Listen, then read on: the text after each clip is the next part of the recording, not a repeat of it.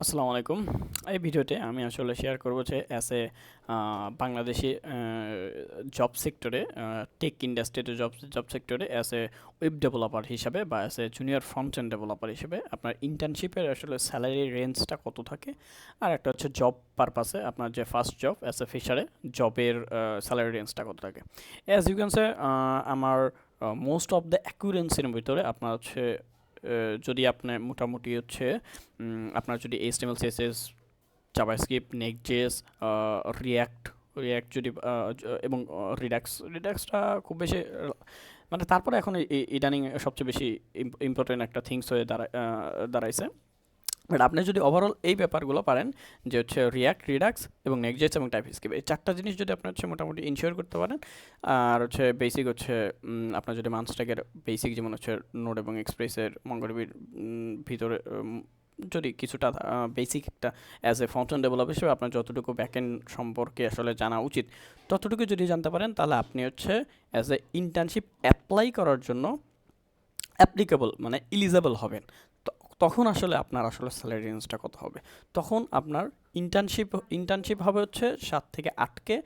কোনো কোনো কোম্পানি আসলে দুঃখের বিষয় হচ্ছে 5Kও আসলে অফার করে, মানে 5,000 টাকা আসলে অফার করে। 5K 7K 10K, মানে আন্ডার 10K আসলে সবচেয়ে বেশি হচ্ছে অফার করে।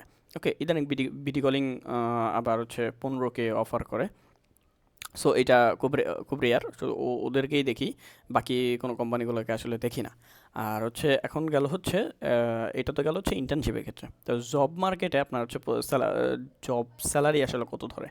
জব স্যালারি আপনার 18K টু 25K, মানে 18K থেকে আপনার হচ্ছে 25K অবধি আর কি ধরা হয় মোস্ট অফ দ্য কেসে। এবং 80% প্লাস আপনার হচ্ছে এই 20K টু 25K আসলে অন অ্যাভারেজ হয়ে থাকে।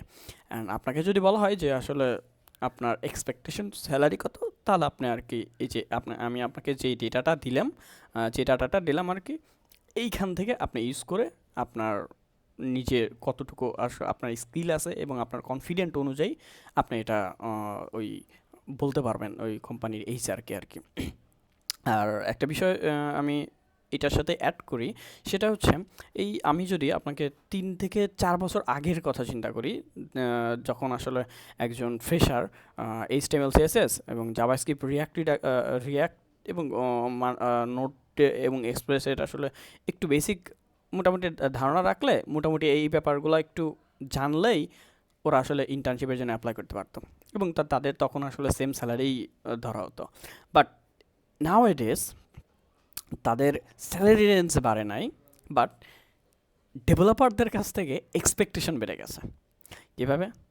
এখন আপনাকে আপনাকে শুধু এই যে এআই রেগুলেশন এবং আর্টিফিশিয়াল ইন্টেলিজেন্স প্রযুক্তির এত টেকনোলজি আপডেট হওয়ার কারণে এখন আসলে আপনার ওই মানস্ট্যাক টুডো অ্যাপ্লিকেশন মতো অ্যাপ্লিকেশন বানানোর পরে আপনি আসলে একটা ইন্টার্নশিপ আশা করার মতো ওই অ্যাবিলিটি আপনার কাছে এখন আর নাই।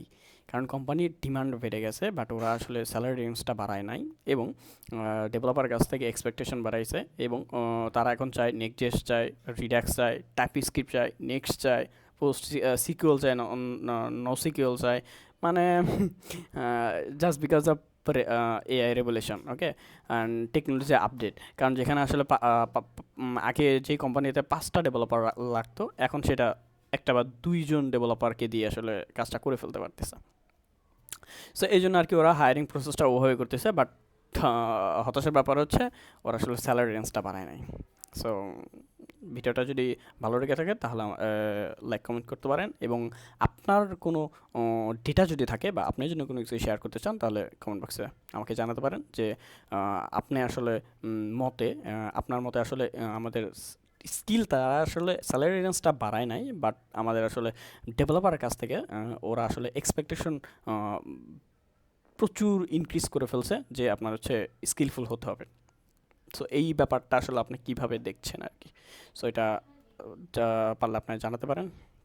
Thank you.